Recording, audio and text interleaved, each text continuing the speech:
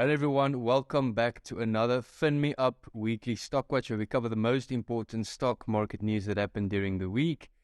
This week, what we want you to do is go check our video either on Twitter or on Instagram or even YouTube Shorts if you want to win 3 months free pet insurance. We are launching a pet insurance product soon. It's called FinMeUp. It's really slick. I've insured our dog through that. She's Hazy. And I've already had a successful claim for an allergic reaction shot. So really excited to launch that and other products launching soon. Remember, if you want to book a call with Paul, link is in the description. You can ask him your financial questions. Now let's get into it. The first one, Pick and Pay. So group turnover for the year was 106.6 billion rand. That's up 8.9%. Gross profit margin increased to 19.6% from 18.8%. So nice increase in the gross profit. Trading expenses amounted to 20 billion rand. An 11.9 increase. Trading profit was it was a decrease of 5.6%. Profit before tax and capital items was also a decrease of 0.4%. The company will pay a dividend of 1 rand 40 cents, and that will be on 5 June. Now, looking at Pick n Pay, once again, the retailers in South Africa are really feeling the effects of load shedding. Okay. The operating expenses are massive. Remember, they have to be open from morning to the evening. They have to be operational. And for that to happen, load shedding really impacts their costs. It's fuel, the generators, having to pay for new solar implementations, all of that. So, Pick n Pay, I don't personally shop there. I don't really know the experience. Just for me as a South African, looking at South African retailers, my favorite is ShopRite or even Pep stores. But Pick n Pay, looking from lens, there's good growth, but remember there's also inflation. But it's good to see that the gross profit margin increased, but the expenses with load shedding is just, I don't only reach retailers at the moment, although I say ShopRite is my favorite. It's also really expensive, but just what a company. I mean, what they did with Prime. Let us know in the comments, did you drink Prime? I haven't had Prime yet, and let us know what you think of the flavors. I heard it's not too good except for the ice pop, but let me know. But yeah, just Pick n Pay. Good to see that there's growth, but the operating expenses. Yeah, what do you think, Paul? No, I completely agree with you, Higgo. Inflation, we've got inflation, we've got load shedding, we've got higher expenses, and that just sucks.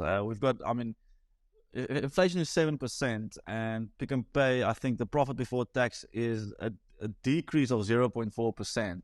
So, Pick n Pay is a staple, so you don't ever expect it to hit the lights out, but negative growth in a high inflation environment, that's, in my opinion, sort of a disaster. That's really not good. And we've mentioned before why that is exactly. The other thing is, because the economy isn't growing, how the retailers actually make money or can go forward is by gaining market share, stealing a little bit of market share from one another. And in Pick n Pay's case, you've got from kind of the high end of the spectrum, you've got like Woolies and Spar giving them pressure there. And from the bottom, you've got ShopRite. And even now with Pick n Pay clothing, that really did quite well. ShopRite has also now launched its own kind of clothing brand. So there's pressure from sort of everywhere. And I personally don't see the narrative changing for Pick n Pay. And that's why I'm fairly bearish. I don't want to be, but I am fairly bearish on Pick n Pay. The next one, also some sort of a retailer. Don't know exactly how to describe them as, and that is KAL Group, KAL Group, previously known as Kaap Agri. This is actually a company that I own, and they posted results for 6 months ended 31 March. The results were dominated by poor economic conditions and high levels of load shedding. We all know that, okay? The economy is not looking great. There is load shedding. Revenue increased by 68.4%, okay? That sounds crazy. 68.4% revenue growth, but that's where it's important to note that the PEG group that they acquired is now finally in the results. So this is not like for like. This is with the new acquisition. So when there's acquisition, you basically buy revenue, you buy profits, and you buy expenses. Okay, so the expenses increased, the revenue increased, and the profits increased due to the PEG group acquisition, which in my opinion was an excellent acquisition. So well done for the management team. If it wasn't for that acquisition, these results would not have looked that great. Okay, so revenue increased by 68.4% on a non-like-for-like basis. EBITDA increased by 30.9%. compared to the previous year. So, that's quite good. An interim dividend of 50 cents per share has been declared for the 6 months. We also know that they did the type of share buyback, buying the odd lot offer. So there was some buybacks happening, although it wasn't that big. I listened to the management call where they just presented what was happening, and they are expecting El Nino. I'm no farmer or agri expert myself, but I know that's where drier conditions are expected.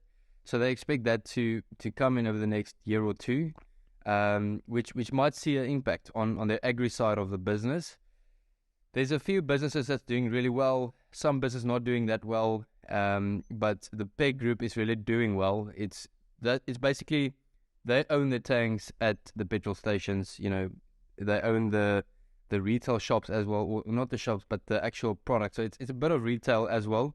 It's got quite a lot of moving parts. It's got Agrimark. It's got so many businesses. But overall, I like the management. They, in my opinion, they are conservative. They have ambitious targets as well. They are on track to hit those targets. They are cautiously optimistic, what they mentioned, for the rest of the year, although they expect a slower second quarter for many of the parts of the business. But overall, I'm happy with the results. It's on a forward PE of around 5. It's really, really cheap, actually. It is growing. It has its impacts, load shedding and all of that, but that will all change in the future. And this is a bit of play on agri, but not that much. But, I'm happy. What do you think, Paul? Yeah, once again, completely agree with you. That's 2 for 2 this morning. I love KAL Agri, or not KAL Agri anymore, the KAL Group. By the way, for those of you who don't know, they're not into only agri anymore, and it's not in the Cape only either. So that's why the name change. A lot less of an purely agricultural play than it used to be. So, I think it was so weird when I saw the results, because it's one of I don't have many stocks in my portfolio. It was one of them. This is one of them. And I saw revenue increase by 68.4%. And I'm like, yo, is this real life or is this fantasy? And then I remembered, obviously, it's because of the acquisition. Almost fell out of my chair. So yeah, exactly what you said, Higgo. I think it's great results. I'm very, very happy with the acquisition. I think that's exactly what they needed to do. But like you said, they're also not only buying revenue, you're buying expenses as well. So how can they actually integrate this new segment into the business, and how efficiently can they operate? And in my opinion, I think, I back these guys. Well, back the management, PE are very low, paying a nice dividend, sitting on a nice dividend deal, and still showing growth. So I'm happy just holding mine. I'm not buying more at the moment, but just holding on to mine. 2 trading statements, Famous Brands. If you don't know Famous Brands, you probably know their businesses. So they have various franchises like Debonair's, Wimpy, Steers, Milky Lane, and quite a few. You can check that out on their website. Their basic earnings per share is expected to increase between 55 and 75%. But there's obviously much, much more to discuss on that. But this is just the trading statement. We'll go through the results as they come in. Astral Foods, that was a tough one. Earnings per share is expected to decrease between 87 and 92%. Okay, we're going to have to unpack this one as well when the results come out. But there's a few assumptions to make, but let's leave that for the actual results. But not looking good at first sight. Aveng, for the Avengers, they completed the disposal of Trident Steel for total cash proceeds of 1.2 billion rand. This really helps the debt burden. The share price reacted positively. The market has been waiting for this. It took some time, and it is a good price. Getting a 1.2 billion cash influx is really helpful for a company that has a lot of debt problems. So well done for them. It's going to be interesting to watch how the other businesses continue to perform. It is really, really cheap, but not always cheap. Cheap can always go cheaper. But at least this helps with the debt burden. One of the reasons why it is so cheap is because of the debt and also the concerns for the growth of their various existing businesses. But anyway, interesting to watch. Looking to the US, there were quite a few results. Meta, so Facebook, Instagram, WhatsApp. I'm actually a fan. If you think about WhatsApp, how many businesses are actually moving to WhatsApp? You can run an entire business on WhatsApp. Instagram, I don't know how many people use TikTok anymore. I know there's quite a few people, but Reels, if you look at the analytics and the usage, Reels are doing exceptionally well. And Facebook, okay, I'm not a big fan of Facebook, but Instagram and WhatsApp, okay, wow, well done to them. So let's look at the results. The earnings per share beat expectations, revenue beat expectations. Facebook daily active users came in at over 2 billion. Okay, that's daily active users over 2 billion, also above expectations. Monthly active users came in at 2.99 billion, so basically 3 billion users monthly active. And the metaverse division performance from Q1, they brought in $339 million of revenue. That's down from $695 million revenue in the same quarter last year. The net loss of $4 billion, up from $3 billion in the same quarter last year. This metaverse division, I think it's just time to give up on that. I might be wrong. Who knows? Zuckerberg is definitely a better business person than me. But just from, looking at how much cash they are throwing at this, and still nobody's talking about it. I don't know anybody using it. It's not been a big difference. I know, revolutionary stuff takes a lot of investment and takes some time, but I'm just not too optimistic about the metaverse division for Facebook. But looking at the other divisions, really performing well. The share price is up quite a lot this year. They buying back stock. They are focusing more on cutting expenses. We've seen the layoffs. We've seen them, doubling down on what works and cutting expenses. If they just cut the expense of the metaverse division, we're going to see some proper profit growth. What do you think of Meta, Paul? Yeah, the metaverse is, we can chat for a long time on that. That's super, super interesting. I think this was a very exciting idea. And, not to say that it's not going to be a part of our reality in X amount of years. I don't want to put a number on it. But I think people discounted that way too early. Like it's almost like it's going to happen tomorrow. We're all going to be in the metaverse, having meetings in the metaverse. Unfortunately, this technology takes a lot of time, and it's only an experiment, guys. Remember, it's not to say that this is actually going to be the reality in the future. So I think putting a pause on that gave investors a lot of confidence, or at least, okay, let's put that on pause. We threw a lot of money at it. It didn't yield results as we maybe expected it to. Let's refocus on our main business. And of course, then there's a lot of talk on TikTok being banned. So TikTok being banned is of course great for Meta, because that brings everyone back to Instagram and other platforms. And lastly, it was just one of those classic cases. Even when a big company that fell, I don't know about how many percentage points, but a lot, and it fell a lot. And people like, maybe we are being too pessimistic. So let's give credit where credit is due. This company is a massive company. To have 3 billion monthly active users, that's not a small feat. So anyway, so this is not a stock where I necessarily will invest in, but it's fun to keep an eye on. Amazon, another big player in the US. I am not too optimistic about them. I think they're going to continue their growth as they've shown you, which we'll go through now. But if we look at the big next phase of technology, which is artificial intelligence, my little assumption is that Amazon Web Services is behind Azure and Google Cloud. Just from the companies that I've been following that's been building on AI, they don't use Amazon Web Services. If you are a tech guru, especially AI, let me know if I'm wrong. Would love to know. Like I'm learning about this. But earnings per share beat expectations, revenue beat expectations. Amazon Web Services brought in revenue of $21.4 billion. That's up 16% year over year. And the Amazon CEO said that they want to build the world's best personal assistant, and AI is a big part of that. So they are focusing on AI. There is that. So let's see how that plays out. Cloudflare, another company, really, really expensive, but they are showing a lot of growth. And it's just difficult to evaluate these companies. It's software as a service. Anyway, you probably know Cloudflare. Earnings per share of basically 8 cents, beating expectations of 3 cents, and revenue missing expectations. They are still showing proper growth, but people want you need to hit the lights out, and also you need to show profits and cash flow. That's all the world cares about at the moment. JP Morgan has taken control over the First Republic Bank from the FDIC. Great bailout, but I think that was actually a great acquisition by JP Morgan. That they are not stupid. They are very clever. and they are actually optimistic about this acquisition, and they believe that it's going to bring in a lot of profit and revenue going forward. Apple, once again, Apple bringing a new product, just nothing revolutionary, just something that's really, really cool that people love.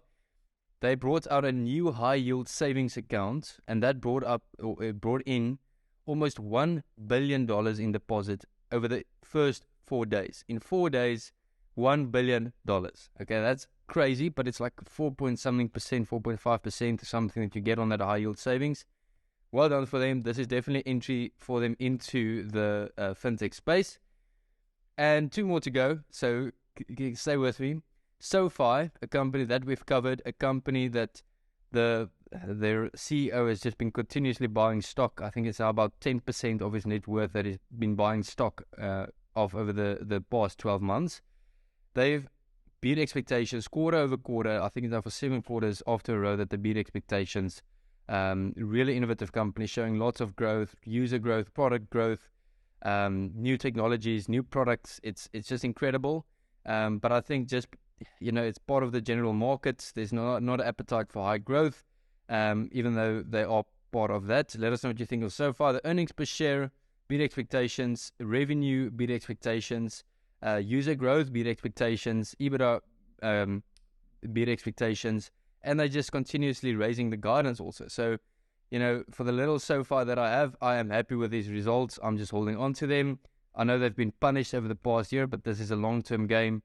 There is obviously also the reason why it's not been reacting the way they actually resulted, or the results showed incredible growth, is that it is also that little bit of fear after what happened with the First Republic Bank, and that there's going to be more bank failures, high interest rates, bank defaults, bad debts, all of that. And finally, then I'm going to ask Paul for his opinion on all of these. AMD earnings of 60 cents beat expectations, revenue beat expectations, and AMD sees that Q2 revenue coming in will be between $5 billion and $5.6 billion. Lisa Su said that AI is AMD's number 1 strategic priority. We know that Microsoft is one of their big clients or customers, so they're also in the AI space. Obviously, NVIDIA is like the key AI semiconductor company, but they are sitting on a PE of like 160. So I'm a bit cautious of NVIDIA at these levels, even though I am, I still think it's a great company and great CEO, great management, great product, all of that. But from the semiconductors, my 2 favorite are AMD and ASML. So the earnings per share, revenue, all beat expectations. They are getting into the AI hype as well, but it's not just the hype. They are actually doing it through semiconductors. AI needs that. But we actually saw a share price decline. It's a weird market. What do you think of these results, Paul? Let's start quickly from the top. Maybe I'll just say 1 or 2 things on every stock. So firstly, Amazon. In short, they're building the world's best assistant. It's like Iron Man, and what's Iron Man's personal assistant's name again? Jarvis. It's like Jarvis. They're building Jarvis, and AI is a big part of that. Obviously, AI isn't only a big part of that. AI is that. That's how it's gonna work. So as a stock, I'm very comfortable holding Amazon as part of my ETFs or whatever. It was S&P 500, NASDAQ. Amazon is one of the biggest companies in the world. So whenever you invest in a US or a MSCI World or S&P 500 or NASDAQ, Amazon is a substantial part of that. So happy to hold that as part of the index. Cloudflare, man, these American stocks, they are just trading at insane multiples. I literally cannot get myself to buy into these companies, even though I think it's super exciting. It's amazing. I can't pay this much money for what I'm seeing at the moment. Americans, these guys are crazy. Like, wow, I don't know.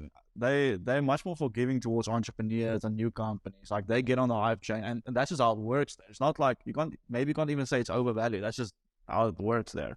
Then JP Morgan, this is probably have to be a segment on its own, but banks are falling like dominoes in America at the moment. I mean, this week alone, there's been how many banks with 50% fall in share prices. Crazy what's going on there, but we can chat about that another time. Apple, super impressive. Man, these guys, Apple is just crazy. Once again, very, very happy holding Apple as part of the index. Apple is the biggest company in the world. So whenever if you're buying the index, you have a substantial share in Apple. and I'm very happy with that. I'm not going to be Warren Buffett where I hold 40% of my portfolio in Apple, which is also crazy, by the way, but I love the conviction. And then AMD, once again, AMD and NVIDIA, two of the most important companies in the world. Semiconductors is huge, especially how fast we are growing technology-wise. Semiconductors is just a core part of that. But once again, you go, the multiples is insane. Like NVIDIA is trading at, it's like last time I said 500 Rand for a bowl, for a portion of salmon roses. NVIDIA is probably trading at like 1,500 Rand for a portion of salmon roses. And people are still going at it because it's integral part of the economy, the structural part of the economy. So, but I can't, I can't get myself to buy into these companies. But it's, like I said, it's very, very cool to keep an eye on it and see how it evolves. Because yeah, to take is amazing. Yeah, interesting. So as you can see, this is Hazy over here. She is still a puppy, so she's been busy, very, very busy. But she's been insured through FinMeUp's new pet insurance product, and it's not available to the public yet. It will be in the next 2 months. Let us know what you think of the name FinMeUp. And also, for looking at names, Paul is launching a newsletter for his clients for his financial advisory. Or even just anybody that is interested and is going to speak about bonds and stuff like that. He's got 4 name options. Please let us know in the comments which option. And remember, you can book a free call and consultation with him. Thanks for watching this week. Paul, what are those 4 names that people have to vote for? I don't have it in front of me, but it's on my personal Twitter. And I think FinMeUp also retweeted it. It's also on my Instagram. There's one option that's the overwhelming favorite at the moment, like 60% of the votes. And I must admit, it was my favorite going into it. But I won't spoil that. So maybe you can just look at those options and vote. And Monday, if everything goes well, Monday it will land in your inbox if you subscribe to the newsletter. The first newsletter is a little bit of market movements, a cool knowledge nugget about Financial Freedom 101, and there's like the 10 richest people in the world segment and where the top 3 South Africans fit into that whole little structure. So it's going to be a very cool monthly, maybe even a bi-weekly newsletter in your mailbox. It's going to take you 5 to 10 minutes to read. It's going to be interesting finance stuff. Yep, very cool. Remember, you can win 3 free months of insurance that we'll pay for you. Go check out the video on our Instagram, Twitter, or even YouTube Shorts, and let us know what you think of FinMeUp, and let us know what you think of Paul's name. Lots of things you can let us know about, but we love your comments. We love interacting with you. Thanks for being part of the community. Thanks for supporting us. I hope you have a great weekend. Cheers.